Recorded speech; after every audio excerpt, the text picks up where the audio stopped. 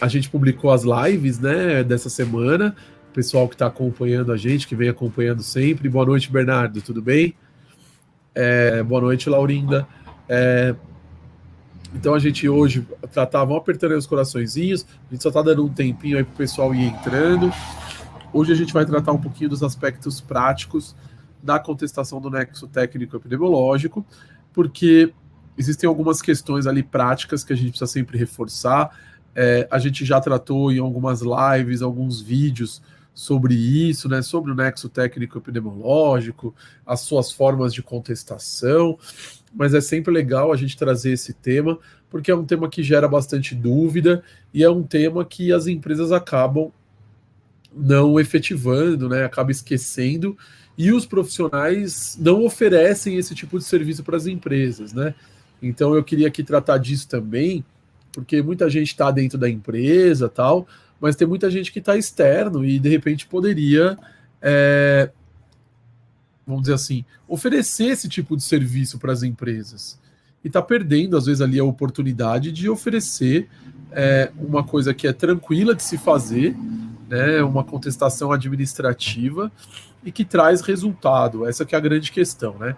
A contestação do nexo técnico epidemiológico é uma das coisas que a gente faz no âmbito da gestão, de lidar com esse funcionário afastado, que traz mais resultados, porque a legislação ela propicia isso, né? Então, antes da gente começar a tratar propriamente alguma coisa ali da contestação, vamos só situar, sempre fazer é bom a gente começar de uma base, né, de um fundamento, para depois a gente discutir quais os aspectos práticos ali. Então, a primeira coisa, o que é o nexo técnico epidemiológico? Essa é uma questão importante, né? Muitas pessoas têm dúvida ainda e confundem o que é nexo técnico epidemiológico, e eu sempre gosto de, quando falar sobre isso, dizer que o INSS ele tem 3 formas diferentes de estabelecer o chamado nexo técnico, tá? Então, o INSS encaminha o trabalhador para o INSS porque ele teve ali um afastamento superior a 15 dias por uma mesma doença, ou de forma contínua, ou dentro de 60 dias, somando ali em dias intercalados, mas eu paguei até o 15º dia. A partir do 16º dia, quem é responsável pelo pagamento desse período afastado é a Previdência Social, né? Seria ela a responsável, só que para que isso seja feito é necessária a concessão de um benefício por incapacidade, tá? Então, para que ocorra essa concessão, o indivíduo vai ter que passar por uma perícia médica. Então, um dos requisitos ali é que seja comprovada a incapacidade laborativa em uma perícia médica. Inclusive, o que eu estou querendo dizer aqui? Que quando eu encaminho para o INSS, muitas empresas falam assim: eu encaminhei como B31, só que o benefício que veio é B91. Na verdade, você não encaminhou como B31, né? Eu não marco o tipo de benefício, eu marco a perícia, né? Então, quando você faz a marcação da perícia. E aí, o perito médico, né, a Perícia Médica Federal, vai avaliar aquele caso e vai verificar qual é a situação ali e se há ou não os requisitos para a concessão daquele benefício. O perito vai observar a questão dos requisitos ali da parte médica, e o servidor ele vai ver ali a questão dos outros requisitos necessários, porque essa é uma outra coisa também que a gente precisa falar. Às vezes os benefícios são negados e aí a pessoa fica xingando os peritos, né? A culpa é do perito, é porque o perito não deu incapacidade, é porque não tem... E às vezes não foi concedido não por causa da incapacidade laborativa, mas por um outro requisito necessário, por exemplo, que é a carência, por exemplo. Então, dependendo, às vezes não tem o registro ali de sequer tem, aquele indivíduo tem contribuições previdenciárias registradas ali no sistema. Então tem uma série de coisas que podem fazer com que haja um indeferimento de um benefício. Tá? A perícia médica, a ausência de incapacidade laborativa é um dos motivos, mas não é o único.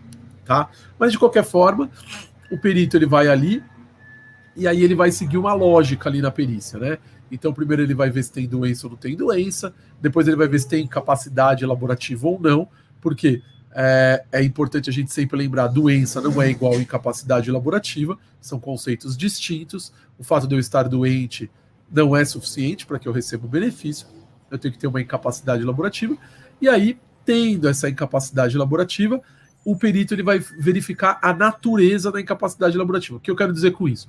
Qual é a origem dessa doença? Ela é ocupacional, ela está relacionada ao ambiente de trabalho, ela é decorrente de um acidente de trabalho, esse é o termo que se utiliza na legislação, acidente de trabalho, ou ela é comum, ela é extraocupacional, ela não tem relação com o exercício profissional, tá?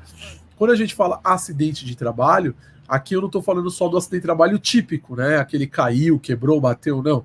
Quando a gente usa o termo acidente de trabalho aqui na legislação e para as questões acidentárias, nós estamos estendendo esse conceito, englobando as doenças ocupacionais, as doenças relacionadas ao trabalho e outras situações equiparadas ao acidente de trabalho. Tudo isso está previsto, eu sempre falo isso, então estou fazendo uma introdução aqui para quem está chegando. Tudo isso está previsto ali nos artigos 19 seguintes da Lei 8213/91, então artigo 19, 20, 21 e 21A, e esses artigos eles estabelecem 3 tipos diferentes de nexo técnico. Eu tenho o chamado nexo técnico individual, o chamado nexo técnico profissional ou do trabalho, e o chamado nexo técnico epidemiológico, que é o tema do que a gente está discutindo aqui. Nexo técnico individual. Quando que é enquadrado o nexo técnico individual? Então o nome já diz, né? Individual, vai ser para aquele caso específico, uma situação específica. Ele vai ser enquadrado quando ocorreu um acidente de trabalho típico, então caiu, bateu, quebrou, perdeu a mão na máquina, caiu um tijolo na cabeça, tropeçou, teve um entorse, sei lá, qualquer coisa que tenha dia e hora certa. Então eu consigo definir, ó, isso aconteceu tal dia, tal hora, em tal lugar, assim, assim. Então a gente fala que isso é acidente de trabalho típico, tá? Qual são outros tipos de acidente de trabalho típico, de nexo técnico individual? Também as situações equiparadas ao acidente de trabalho, previstos no artigo 21 da Lei 8213/91. Então, por exemplo, acidente de trajeto, outras situações equiparadas, então ato de agressão, desabamento, inundação, aqueles acidentes ocorridos fora do ambiente de trabalho e no horário. Então, toda aquela previsão que tem ali no artigo 21, nós temos os chamados, o chamado nexo técnico individual, tá? Além do nexo técnico individual, eu tenho o chamado nexo técnico profissional do trabalho, que é a previsão do artigo 20, inciso 1º e inciso 2º, das doenças profissionais e doenças do trabalho, aonde ele remete para o decreto 3048 de 99, a lista A e B do anexo 2 do decreto 3048 de 99, tá? Então ali seriam as chamadas doenças profissionais e doença do trabalho. E por último, que é o nosso tema, eu tenho o chamado nexo técnico epidemiológico, cuja previsão está no artigo 21A da Lei 8213/91. E o que estabelece? Ele estabelece que existe uma relação, tá? Que relação é essa? É a lista C do anexo 2 do decreto 3048 de 99, onde eu tenho Códigos Nacionais de Atividade Econômica, CNAE, e CID, aquele código da doença. E aí eu trabalho com um sistema de presunção. O que é a presunção? Presume-se que se eu tenho aquela determinada doença e eu trabalho naquele ambiente de trabalho, naquela atividade econômica, essa doença é decorrente da atividade econômica. Então, nexo técnico epidemiológico é uma presunção. É uma presunção relativa. Por que presunção relativa? Porque é possível provar o contrário. A grande questão que se coloca é a quem cabe o ônus. Então, o entendimento da legislação, é o que está estabelecido na legislação, e é o entendimento também do Poder Judiciário, o ônus recai sobre a empresa. Então, uma vez havendo essa presunção relativa, né, juris tanto, havendo essa presunção relativa, o ônus recai sobre a empresa. Então, o nexo técnico epidemiológico, quando ele começou, né, quando ele veio, ele mudou, ele inverteu a lógica. Por quê? Porque, em regra, seria o trabalhador que teria que provar que sofreu um acidente de trabalho ou uma doença ocupacional. O nexo técnico epidemiológico ele faz uma inversão desse ônus de prova. Se presumido de acordo com essa lista, ou seja, se houver esta presunção de acordo com a lista C do anexo 2 do decreto 3048 de 99, cabe então à empresa provar que não há esta relação, tá? Então o ônus recairia sobre a empresa, que é isso que a gente está discutindo aqui. Aí a legislação, ela diz, a legislação da mesma forma que ela tira, ela dá uma oportunidade para a empresa. A grande questão é a empresa saber que tem que fazer isso. E aí que entra a nossa função, né? Nós, como profissionais, ou dentro da empresa, ou prestando consultoria, de alertar a empresa em relação a isso. Então, geralmente, no comunicado de decisão, vem lá escrito qual foi o tipo de nexo que foi aplicado. Ele não vem expressamente, essa é uma questão importante. O INSS deveria, no meu entendimento, colocar lá expresso exatamente qual foi o tipo de nexo que ele utilizou, mas ele não faz isso. Ele cita a legislação, ele cita um trecho da norma, e aí, de acordo com o trecho, aí eu vou lá e verifico qual é o trecho, eu consigo saber se aquilo é nexo técnico profissional do trabalho, se é nexo técnico epidemiológico ou se é nexo técnico individual. E eu já tratei bastante disso, existem diferenças na contestação. Mas o nosso tema aqui hoje é a contestação específica do nexo técnico epidemiológico. Então a legislação diz o seguinte, olha, eu vou presumir que tem relação causal, só que a empresa tem mecanismos para que ela demonstre que não existe essa relação. Como que ela demonstra isso? Então, está estabelecido na legislação que a empresa pode fazer o pedido de não aplicação e, se o INSS mantiver a aplicação, ela pode entrar com um recurso à junta de recursos da Previdência Social, e aí no Conselho de Recursos da Previdência Social, a partir do momento que eu entro com esse recurso, ocorre o efeito suspensivo. Então, aí é uma parte que muita gente se perde e acaba não entendendo. Então, vamos de novo. Eu tenho lá um trabalhador que eu encaminhei ele para a Previdência Social para avaliar se ele tem ou não capacidade laborativa. Aí o perito foi lá, viu que ele tem a doença, viu que ele tem a incapacidade laborativa, e aí ele verificou, o sistema avisa, né? Verificou que existe nexo técnico epidemiológico. Ou seja, existe uma relação presumida entre o CNAE, Código Nacional de Atividade Econômica, com o CID da doença. Havendo essa presunção, aonde está isso? Lista C do anexo 2 do decreto 3048 de 99. A partir do momento que existe essa presunção, é caracterizado o benefício como acidentário. Então, é B91. A natureza desse benefício, o tipo de benefício que vai ser recebido, a espécie do benefício vai ser espécie 91. E aí, eu tenho então essa inversão. As empresas que estão desatentas vão passar batida essa questão. E passando batida essa questão, todos os efeitos jurídicos daquele B91, daquele benefício de espécie 91, vão ocorrer. Quais são os efeitos jurídicos?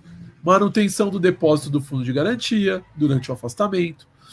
Aí depende muito de acordo coletivo ou convenção coletiva, pode ter outros efeitos além da manutenção do depósito do fundo de garantia.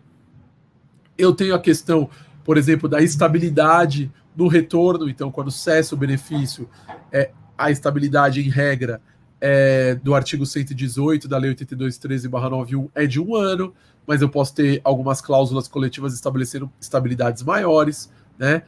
Eu tenho, às vezes, questão em cláusula coletiva de convênio médico, cesta básica, aí varia muito, tá? E eu tenho a incidência desse benefício entrando no cálculo do FAP. O único B91 que não entra no cálculo do FAP é se for acidente de trajeto, tá? Não sendo acidente de trajeto, vai entrar no cálculo do FAP, tá certo? Então, ótimo. Eu tenho esse B91, o INSS usou esse mecanismo de presunção, mas aí é como eu disse, da mesma forma que a legislação tira, ela te dá. Ela te dá o quê? A oportunidade de contestar, tá? Como que funciona essa contestação, que é o nosso tema? Primeiro, eu posso fazer um pedido de não aplicação, que é o que a gente vai fazer no primeiro momento. Esse pedido de não aplicação, ele só vale no caso de nexo técnico epidemiológico. eu não faço esse pedido de não aplicação em nenhum dos outros tipos de nexo. Só no caso de nexo técnico epidemiológico. Por quê? Porque o pedido de não aplicação ainda não é um recurso, é um pedido que eu faço pro próprio INSS. Recebido esse pedido de não aplicação, o INSS vai decidir e vai falar: mantenha o benefício como acidentário, não aceitei esse seu pedido de não aplicação, ou ele aceita e o benefício volta a ser 31, tá? Volta a ser o benefício comum. Se o INSS não aceita o meu pedido de não aplicação, ele mantém o benefício como 91, a empresa ainda tem a possibilidade prevista na legislação de fazer o recurso, que é o recurso que todo mundo conhece, para o Conselho de Recursos da Previdência Social. A partir do momento que eu faço esse recurso, aí a legislação prevê apenas para o caso de nexo técnico epidemiológico o chamado efeito suspensivo. O que é esse efeito suspensivo? O benefício ele volta a ser 31 para todos os seus efeitos até que se decida, até que o Conselho de Recursos decida em relação à natureza daquele benefício. Tá bom? Boa noite, Aline, tudo bem? Então, essa questão é importante, tá? Por quê? Porque muita gente acha que é só contestar lá na agência que está tudo certo. Não, eu tenho um trâmite a seguir. Eu tenho que pedir a não aplicação, dar a resposta do INSS, aí eu vou poder fazer o recurso caso seja necessário. E o efeito suspensivo ele só ocorre com o recurso, é isso que está previsto na legislação. Então eu tenho que tomar esse cuidado, eu tenho que estar atento. Como eu disse, é uma presunção relativa, mas o INSS me permite justamente contestar essa presunção relativa. E a partir do momento que eu contesto essa presunção relativa, eu tenho o bônus. Por que um bônus? Porque eu acabei de dizer, olha, até que haja uma decisão, o benefício volta a ser 31. Qual que é a importância disso? A importância disso é muito grande.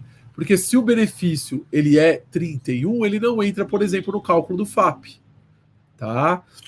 Então eu tenho uma vantagem em fazer esse tipo de recurso quando o INSS aplica o nexo técnico epidemiológico. Tá? Isso só acontece no caso do nexo técnico epidemiológico, deixar isso bem claro. Tá? Os outros tipos de nexo não ocorre esse efeito suspensivo. E isso tem um aspecto prático bem importante. Por quê? Porque o tempo, essa é uma ansiedade que as empresas têm, né? Fala assim, mas não deram resposta. Então, se for nexo técnico epidemiológico e o CRPS demorar, o tempo corre a favor da empresa. Porque quanto mais ele demorar, mais tempo aquele efeito suspensivo vai fazer o seu efeito, né? Aquele efeito suspensivo vai estar atuando ali naquela situação. Pode ser que lá na frente não se reconheça e fala assim, não, o recurso da empresa não deve ser acatado, o benefício é realmente 91. Perfeito. Só que aquele período em que o benefício ficou como B31, ele não volta, ele não tem um efeito para trás, né? Que no direito se fala de efeito ex-tunc, né? Dali para trás. Não. Esse efeito suspensivo, ele perdura, tá? A partir do momento que há decisão por parte do CRPS, os efeitos da decisão do CRPS só contam dali para frente. O que isso quer dizer na prática? Que o tempo corre a favor da empresa no caso do nexo técnico epidemiológico, pelo amor de Deus. Senão alguém vai falar aí que eu estou falando. Então, prestem atenção no que eu estou falando. No caso do nexo técnico epidemiológico, se eu entrei com recurso para o CRPS, eu não preciso ter pressa. Por que eu não preciso ter pressa? Porque o tempo corre a meu favor. Quanto mais demorar, mais tempo aquele benefício vai ser 31. Ótimo. Tá? Agora, no caso dos outros tipos de nexo, o tempo corre contra mim. Por que o tempo corre contra mim? Porque no caso dos outros tipos de nexo, eu não tenho efeito suspensivo.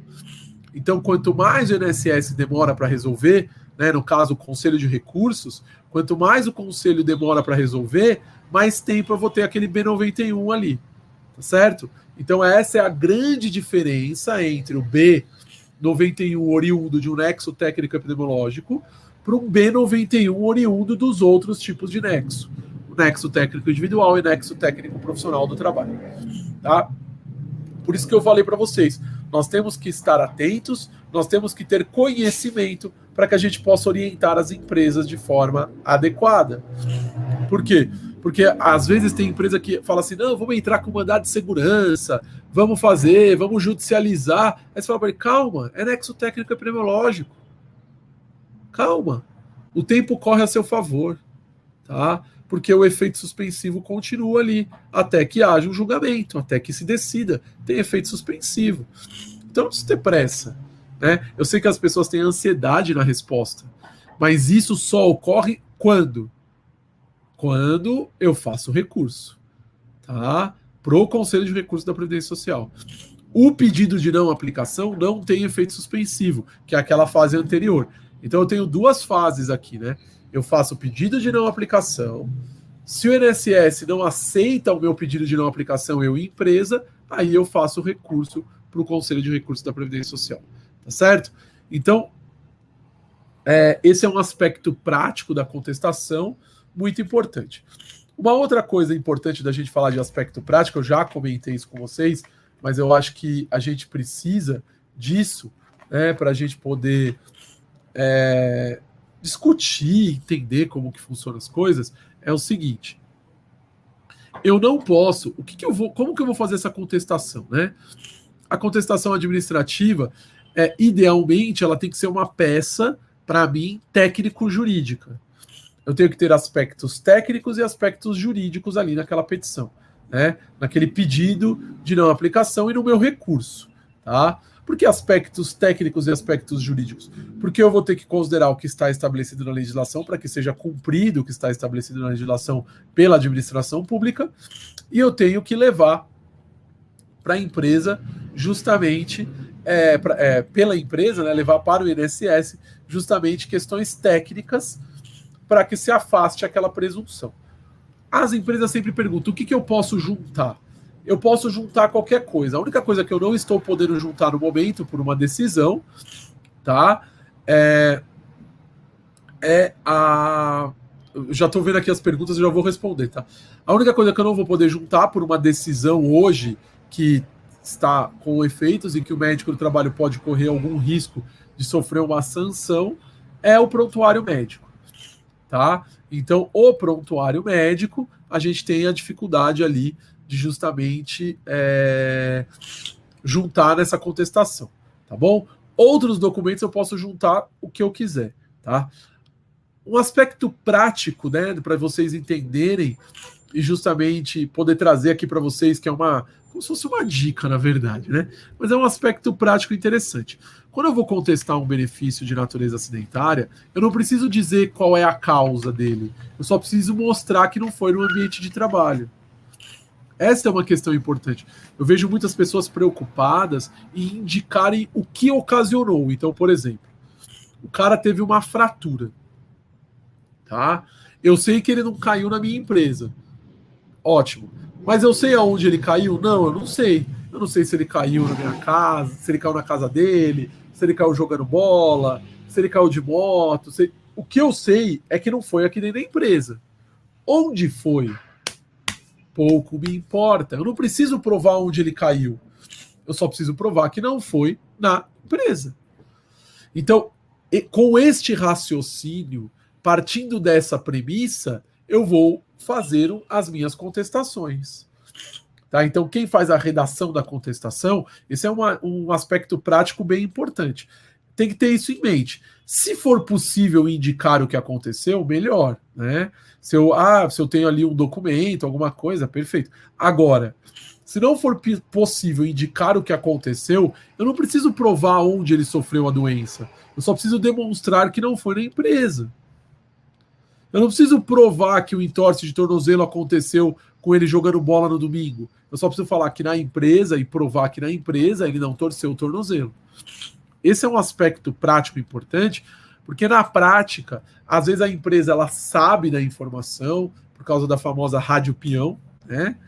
Eu sempre uso esse termo, porque é o termo que quem está aí dentro das empresas sabe, o pessoal fala, é fofoca de corredor, fofoca de chão de fábrica, fofoca de administrativo de empresa. Então, não, eu sei que ele caiu no final de semana. Aí a empresa vai lá e faz a contestação colocando: o colaborador caiu no final de semana. Tá, e você prova como isso?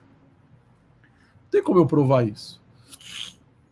O que eu vou ter que demonstrar é que ele não caiu na minha empresa. Se ele caiu no final de semana, no sábado, no domingo, se ele estava jogando bola, se ele estava jogando, empinando pipa, se ele estava correndo, se ele estava... Não é problema meu. Eu só tenho que demonstrar que aquilo não aconteceu dentro da empresa. Tá bom? Essa é uma questão bem importante. Se você perdeu o prazo de não aplicação, aí você vai ter que fazer só o recurso para o CRPS. Tá? Aí é discutível se acontece ou não o efeito suspensivo, porque a legislação fala do efeito suspensivo quando faz essas etapas processuais, né, no processo administrativo. Pedido de não aplicação e depois você entra com recurso. Na negativa da sua não aplicação, do pedido de não aplicação, você entra com recurso. Se na prática a empresa perdeu o prazo, você só vai restar fazer o recurso, que também tem um prazo, né? Os recursos administrativos, em regra, são 30 dias, tá? A grande questão é assim: no caso do Conselho de Recursos da Previdência Social, tem uma regrinha. Eu sempre falei, eu até falei lá no nosso. Hoje no network lá do DGA, uma aluna fez uma pergunta e eu falei para ela lá: eu falei, olha, leia o regimento do CRPS, né? O regimento interno. Por quê? Porque o regimento interno do CRPS ele traz uma regrinha ali que pode resolver esse problema de perda de prazo. Ele fala o seguinte: que o relator do recurso pode relevar, né, pode não considerar, né, ele fala assim: olha, isso aqui é a tempestividade do recurso se o direito for líquido e certo. Tá?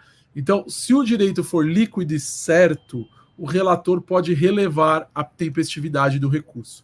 Ele ter sido apresentado fora do prazo pode ser relevado se o direito for líquido e certo. Então, essa é uma questão importante, está lá no regimento interno, e vocês têm que considerar isso. Tá? Mas a empresa também não pode dormir em berço esplêndido, né? A empresa tem mecanismos de saber qual foi o tipo de benefício que foi concedido. Tá? Tem o chavão lá, né? Uma máxima que a gente fala no direito, que é: ninguém pode se beneficiar da sua própria torpeza. Tá? É claro que em algumas situações eu sei que é difícil, a gente tem dificuldade de obter resultados, mas se você fizer uma gestão adequada, você estiver acompanhando tal, você vai ser notificado, porque o próprio colaborador vai te informar que foi concedido o benefício. Você vai pedir a carta de concessão para ele, o comunicado de decisão, você tem como acessar na internet, tem o DataPrev para você consultar. Então tem mecanismos para você fazer essas consultas. Tá? Então a legislação fala que o prazo para o pedido de não aplicação, não é da contestação, o pedido de não aplicação é 15 dias a contar da movimentação do trabalhador na GFIP ou 15 dias da data do conhecimento da empresa. Tá? O recurso é 30 dias da decisão do pedido de não aplicação. Então eu pedi a não aplicação, o INSS ele vai ter que me responder: aceitei o seu pedido de não aplicação, não aceitei o seu pedido de não aplicação. Se ele não aceitou, aí eu tenho 30 dias desse comunicado para eu fazer o meu recurso. Tá bom? Esses seriam os prazos. Aline, não pode juntar o prontuário médico, mas pode juntar o relatório de exame que demonstra que é uma doença degenerativa? Então, Aline, em regra, não. Tá? Em regra, não. O exame em si, ele também é sigiloso. Tá? A menos que haja uma autorização expressa do trabalhador para fazer isso, para que você junte, o que é muito difícil de se obter, tá? Mas o exame não. O que você pode utilizar são os atestados médicos, tá? Por que os atestados médicos? Os atestados médicos podem sim ser apresentados nessa contestação, porque eles são documentos públicos, tá? Então, o trabalhador ele chega e entrega na empresa o atestado, aquilo é um documento público. Aí eu posso usar à vontade. O que eu não posso usar é o conteúdo do prontuário médico. Infelizmente. É bom que eu ressalte. Eu não concordo com isso. Tá? Mas, vamos dizer assim, decisão judicial, a gente não concorda, mas tem que cumprir. há uma decisão judicial, foi uma ação civil pública movida pelo Ministério Público do Trabalho, tá? Infelizmente, não, a gente não pode usar para contestar, tá? Essa ação ela foi toda esquisita, tá? Porque, inclusive, ela foi julgada na Justiça do Trabalho, o que para mim já começou aí o problema da competência, porque essa matéria deveria ter sido julgada para mim não na competência da Justiça do Trabalho, porque a gente está tratando aqui de uma questão trabalhista, mas é previdenciária, né? A relação da empresa com o INSS, mas aí como envolve dados do trabalhador, aí foi a Justiça do Trabalho se entendeu como competente para julgar, e aí fez uma salada ali, uma confusão, tá? Então, a gente tem esse problema de não poder usar o prontuário, e o exame que você está falando, né, o exame de imagem, ele faz parte desse prontuário, tá bom? Não tem como não ser, tá certo? Então, Glorinha, teoricamente o INSS tem que mandar a resposta para você, até para a empresa.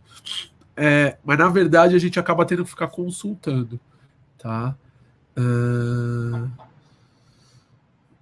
Renato, supondo que estou fazendo uma gestão do FAP e vejo um NTEP no passado sem contestação, posso ainda entrar judicialmente?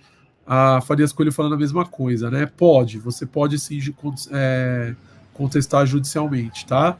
Geralmente quem faz isso, quem faz a contestação de FAP faz isso. Faz a contestação do ano lá, administrativo e tal, e aí você pode pedir os 5 anos judicialmente, tá? Não é tão fácil de fazer, mas dá para fazer sim. Tá? Não tem problema, não. Essa questão dessa parte mais judicial, a gente pode até tratar disso depois, fazer uma live só sobre isso, tá? Da contestação do FAP. Quem está inscrito no DGA tem um módulo lá. Vocês já devem, o Renato está inscrito. Renato, dá uma olhada lá que tem. Tá? A gente falou sobre isso num dos módulos. Tá? Contestação do FAP administrativa e judicial. Tá bom?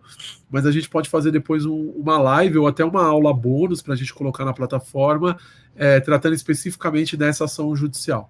Tá? A Glorinha, normalmente é o jurídico que verifica a resposta. Como posso fazer para a medicina fazer essa investigação e controle? Então, Glorinha, o que acontece é o seguinte: o jurídico ele vai fazer essa consulta, ele pode fazer isso, mas não necessariamente tem que ser só o departamento jurídico, tá?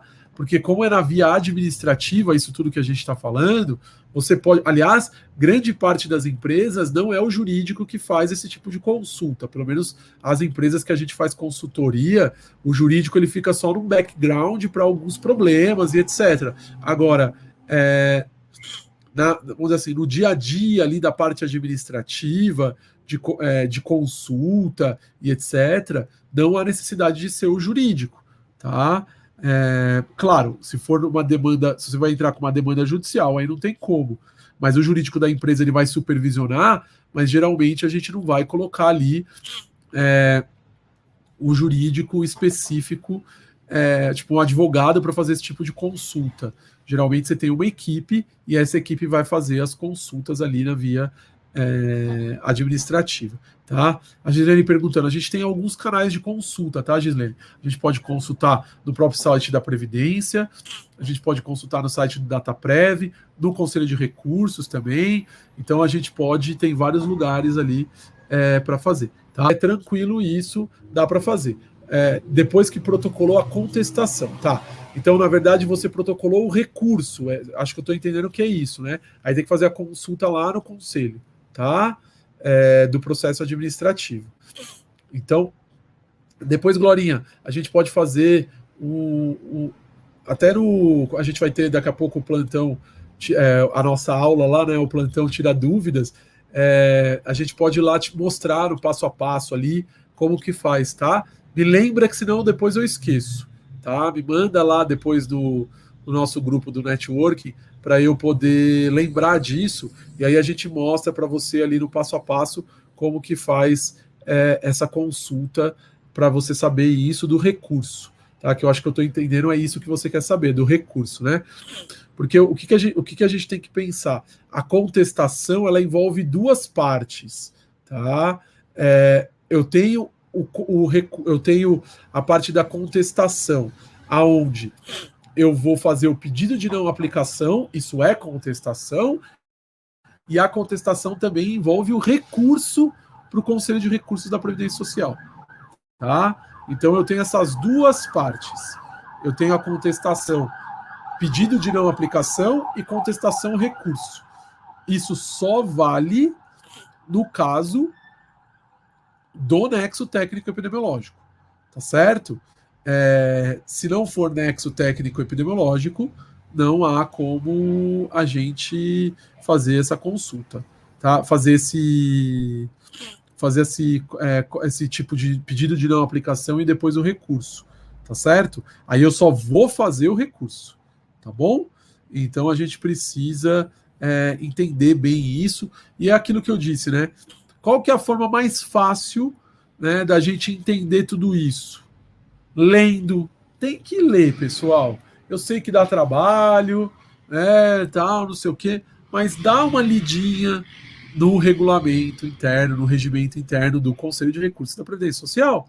Você fica fácil de entender qual é o tipo de recurso que eu faço, como que eu faço, quais são os prazos, como que eles avaliam, qual é a composição do conselho. Tem que dar uma lidinha, tem que dar uma olhada em relação a tudo isso, porque fica tudo mais fácil, né?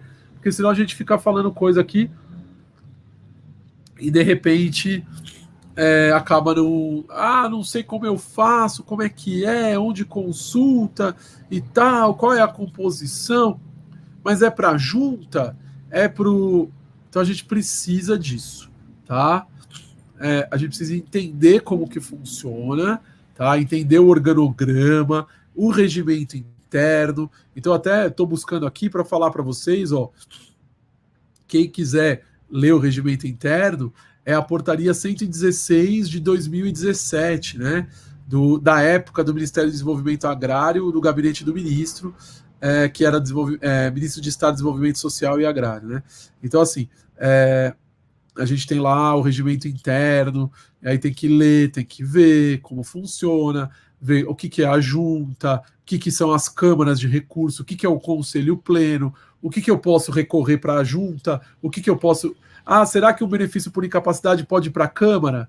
Ou eu vou direto para o Conselho Pleno? Como que funciona? Se o recurso ordinário for negado, que é o primeiro para a junta, eu tenho alguma outra saída para fazer administrativamente ainda, antes de eu levar isso para o Poder Judiciário? E aí a gente programa a aula, a gente fazer uma aula sobre o Conselho de Recursos, né? Como que funciona, as instâncias, até o organograma. Num dos módulos lá a gente já tratou, né? Só que acho que a gente pode ir um pouco mais a fundo. Como vocês estão com bastante dúvida sobre isso, dá para a gente ir mais a fundo e tratar mais especificamente como que funciona o organograma, os tipos de recurso, né? Igual aqui está perguntando, ó, existe uma terceira instância referente à Câmara de Julgamento? A Mel está perguntando sim, né? Você tem o Conselho Pleno, mas assim, não é tudo que dá para levar, tem uma série de questões que precisam ser avaliadas, tá? Então, eu acho que vale a pena a gente aprofundar nisso, porque isso faz total diferença na hora de você prestar consultoria para uma empresa.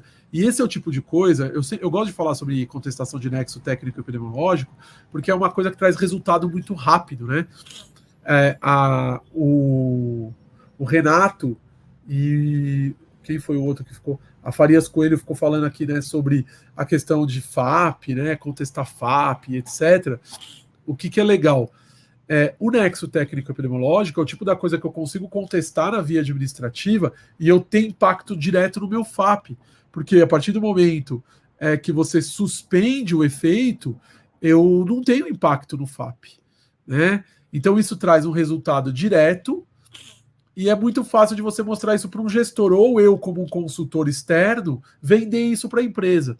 Boa noite, Fernanda, tudo bem? Eu tenho uma grande multinacional que a gente faz consultoria, que a gente contesta todos os benefícios de nexo técnico epidemiológico. Isso traz um resultado muito bom para ela. A gestora, ela pega, desde que a gente começou a fazer isso, o FAP dela vem caindo ano a ano, tá? Por quê? Porque a gente não deixa o benefício. E aí eu estou falando em milhões de reais de impacto anual, tá? Então, esse é o tipo de produto, por isso que eu gosto de falar desse produto. é o tipo de produto que é muito fácil de você mostrar o resultado. Tem outros produtos da gestão que são muito importantes, mas que às vezes levam um certo tempo até você ter um resultado. Então, por exemplo, vou fazer um gerenciamento no meio ambiente de trabalho, para ver. Às vezes leva um tempo, as pessoas não conseguem visualizar um resultado no tão curto prazo. Agora, contestação de nexo técnico epidemiológico, a gente consegue ver assim o resultado rapidamente, né? Porque assim, um ano depois você já tem resultado, tá? Isso é rápido, tá? É um resultado no curto prazo, um ano, né? Quando a gente fala de planejamento de empresa, um ano é curto prazo. As coisas não são assim tão imediatas, né? Fiz uma coisa aqui, amanhã eu já tenho resultado, tá? Então, isso é importante. A gente sabendo disso é uma coisa que é muito legal de você atuar. Por quê? Porque você tem um resultado, você consegue mostrar. Então você fala assim, você me contratou, olha aqui, o seu FAP caindo, tá? Olha aqui, o número de benefícios acidentários do seu extrato do FAP caindo, não está sendo tão grande. Justamente porque você está fazendo essas contestações. Por isso que eu gosto bastante desse tema. A via administrativa para esse tipo de contestação de nexo técnico epidemiológico é muito boa, né? Dá para levar para o judiciário, igual alguns já perguntaram? Sim, dá para eu levar. Qualquer coisa eu posso levar, né? Ninguém pode não permitir a apreciação do Poder Judiciário sobre um determinado fato. Agora a questão é, e o resultado? Quanto tempo que levaria uma ação dessa, né? Então, é tudo isso que a gente tem que tomar um certo cuidado, porque nem sempre a gente vai ter um resultado assim tão rápido, e na via administrativa às vezes a gente tem, né? Então é bem legal, é bem interessante isso. E aí a gente entender os tipos de nexo. Então, para a gente finalizar aqui, se alguém tiver alguma pergunta aí, manda, mas só para a gente finalizar, né? Um resumão, tá? Do que tudo que eu falei aqui para vocês. Tem que contestar? Tem que contestar. Tem 3 tipos de nexo, precisa entender os 3 tipos de nexo. Aonde que eu entendo quais são os 3 tipos de nexo? Eu posso consultar o manual de perícias da Previdência Social, tem um manual, tá? Resolução 637 de 2018, né? Resolução INSS 637 de 2018, instituiu o manual de perícia médica da Previdência Social, baixe o manual e leia lá, tá? Aí eu tenho os tipos de nexo. A Previdência também publicou há um tempo atrás um manual de acidente de trabalho. Lá também explica quais são os tipos de nexo. Eu preciso entender qual é o tipo de nexo para eu saber o que eu vou fazer. Sendo nexo técnico epidemiológico, como que eu identifico que é nexo técnico epidemiológico? Consultando o comunicado de decisão, já vai estar escrito lá qual foi o item da legislação que foi usado para caracterizar aquele benefício como de natureza acidentária. É nexo técnico epidemiológico? Ótimo. Pedido de não aplicação. Prazo, 15 dias a contar da movimentação do trabalhador na GFIP, 15 dias da data do conhecimento da empresa, tá? Pedir a não aplicação. O INSS aplicou, ou seja, ele falou, não reconheço o seu pedido de não aplicação, é acidentário. Recurso para a junta de recursos, efeito suspensivo. E aí, tchau e benção, né? Quanto mais demorar para responder, melhor para mim, tá certo? Então, essas questões práticas são bem importantes, e aí a forma de fazer essa contestação, ela tem que ser técnico-jurídica.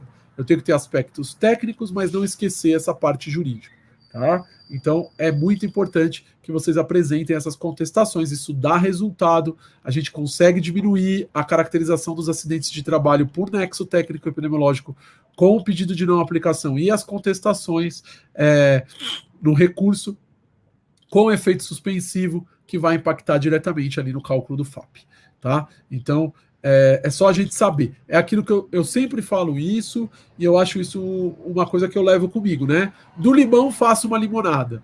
O nexo técnico epidemiológico é bom? Eu acho uma aberração, né? Eu não entrei nesse mérito aqui, porque a gente está falando de aspectos práticos.